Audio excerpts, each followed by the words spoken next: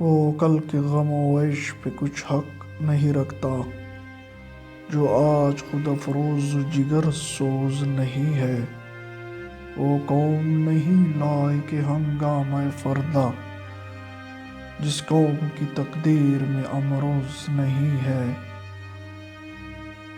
اس چھوٹی سی نظم میں علامہ محمد اقبال نے حال اور مستقبل کے رابطے کو واضح کیا ہے۔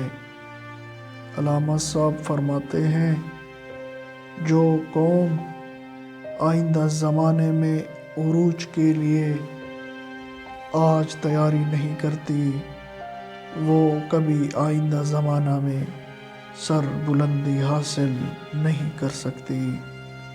جو قوم کوشش نہیں کرتی، وہ کل کامیاب بھی نہیں ہو سکتی۔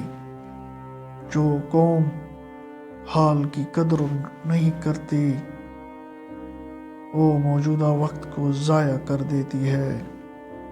وہ مستقبل میں برسر اقتدار نہیں ہو سکتی اور آئندہ زمانہ میں کوئی ہنگامہ برپا نہیں کر سکتی۔